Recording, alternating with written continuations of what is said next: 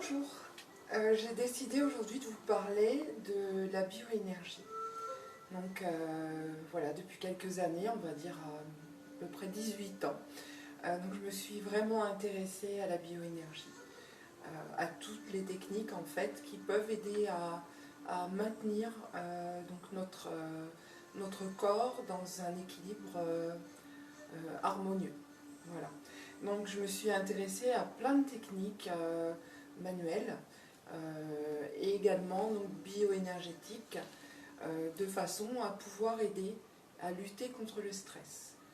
Souvent on ne se rend pas compte, c'est vrai que les événements de la vie nous emmènent, nous entraînent, donc on vit des choses, on a l'impression de les intégrer, on a l'impression effectivement que on a encaissé, on va dire, les événements qui nous contrarient.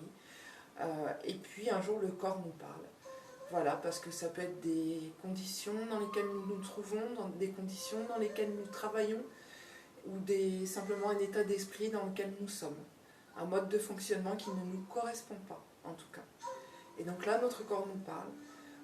Donc là vont commencer à apparaître des douleurs, des petites douleurs, donc des maux au niveau de la colonne vertébrale, des maux de tête, les cervicales. Voilà. Et là, on rentre dans un engrenage parce qu'en fait, notre corps qui, lui, encaisse et amortit donc notre vie de tous les jours va se manifester pour dire qu'effectivement, il y a des choses qui ne vont pas. Hein. Parce qu'en général, c'est vrai que ça peut être aussi des conditions de travail répétitifs. Donc le corps, il y a en fait deux formes de stress, le stress physique et le stress psychologique. Donc le stress physique, donc ça va être par exemple lorsque l'on est dans une usine ou dans un établissement, à travailler, à faire les mêmes gestes, donc les gestes répétitifs. Donc là, il va y avoir des tensions au niveau du corps qui vont en fait induire des douleurs. Parce que là, ça va être quelque chose de répété qui va en fait déséquilibrer le métabolisme. Parce que le métabolisme, lui, va travailler pour essayer de compenser. Voilà. Donc forcément, on va avoir des douleurs au niveau du dos, et puis après, les douleurs vont être fluctuantes, ça va être au niveau des épaules, des cervicales, etc. Le stress psychologique, quant à lui, est un peu plus profond, dans la mesure où là, on va rentrer vraiment dans le cœur de la personne. Donc je m'explique. On a effectivement plusieurs stades, donc le moi profond, les états de conscience et le subconscient. Donc effectivement, on va voir un événement, peut-être même anodin, mais qui simplement va nous ramener à une configuration d'événements qu'on a vécu petit, qui en fait était traumatisant. On va se retrouver dans ces mêmes conditions et sans le savoir, on va se sentir stressé. Donc c'est vrai qu'on va avoir une certaine irritabilité, une perte de morale, hein, c'est-à-dire qu'on va devenir de plus en plus pessimiste. Et petit à petit, en fait, notre énergie va diminuer. Donc il est vraiment important de prendre conscience que les événements que nous vivons dans notre tous les jours et les conditions dans lesquelles nous évoluons vont en fait induire, pas toujours heureusement, le corps aussi le corps et l'âme ont en fait ces facultés pour évacuer, pour faire quand même un travail naturel, mais en fait nous allons nous charger d'événements, de conditions en fait qui ne nous correspondent pas. Voilà. Donc c'est aussi le fait de la société, de faire un travail qui ne va pas nous convenir, un travail qui va nous contrarier en fait dans tous les jours, jusqu'au moment où on a de plus en plus de cas de burn-out.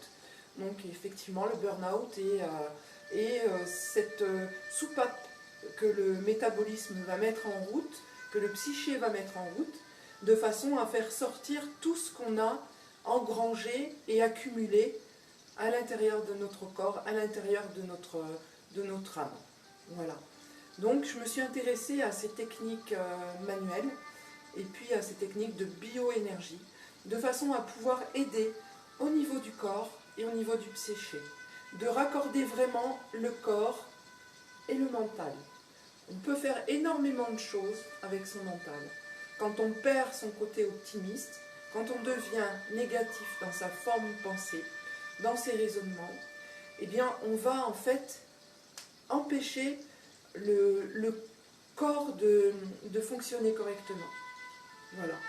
Donc je me suis intéressée à tout ça, donc j'ai effectivement fait des formations pour pouvoir aider à lutter contre le stress et surtout à toute forme de douleur, que ce soit douleur psychologique ou douleur physique, mais surtout les douleurs physiques, parce qu'en fait en passant par le corps, on peut aider à détendre l'esprit et en parlant, parce que la thérapie de la parole est quelque chose d'important, et donc les psychologues, les psychiatres ont effectivement depuis des siècles cet outil en fait qui est utilisé, mais souvent les gens n'osent pas.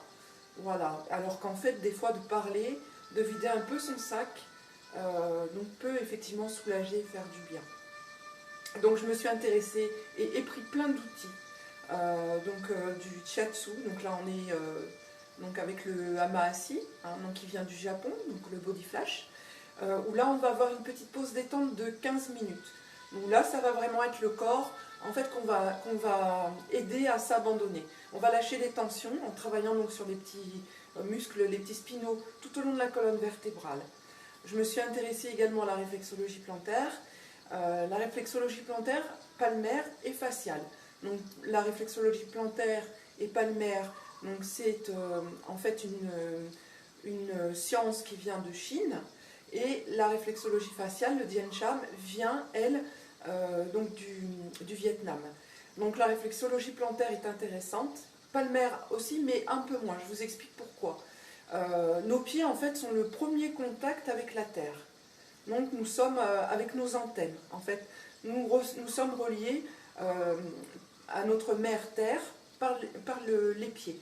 Donc ça sont vraiment nos antennes, et donc on va ressentir toutes les tensions qui puissent exister, on va les ressentir beaucoup au niveau des pieds. Hein. Pourquoi? Parce qu'en passant par la réflexologie, on va aller stimuler les zones réflexes du corps. Donc on va aller défaire tous ces petits nœuds qui ont été faits pendant des années, ou sur un mode de fonctionnement qui ne convenait pas, aussi bien physique ou psychologique. Et donc on va aller essayer de défaire tous ces petits nœuds que le stress aura mis à l'intérieur du corps. Voilà. Les mains sont un peu moins intéressantes dans le sens où on est habitué. On est vraiment habitué à toucher. Donc le toucher est important, mais on est peut-être moins réceptif quand on passe par les mains. Voilà. Et le Dien Cham, en fait, là, ça va être une cartographie différente. On ne va pas voir comme la réflexologie plantaire et palmaire, ça ne va pas être des zones réflexes. Ça va vraiment être...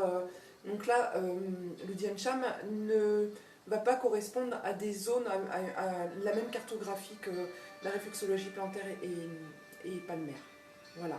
Par contre, on peut faire de l'autotraitement avec le Dien Cham. Je vous explique, une petite pointe de stylo, en stimulant des zones donc qui correspondent au squelette ou aux organes internes, on va pouvoir se soulager, même au niveau de la douleur. Voilà, parce qu'il existe un dictionnaire qui va permettre, en fait, comme un dictionnaire Vidal, de pouvoir aider à soulager des douleurs, des problèmes de peau, etc. Voilà. Je me suis intéressée aussi au massage. Le massage, donc aux huiles essentielles, parce qu'en aromathérapie, on va pouvoir aider le corps. Les capillaires vont directement absorber en fait les bienfaits des huiles essentielles, et le toucher est un toucher thérapeutique.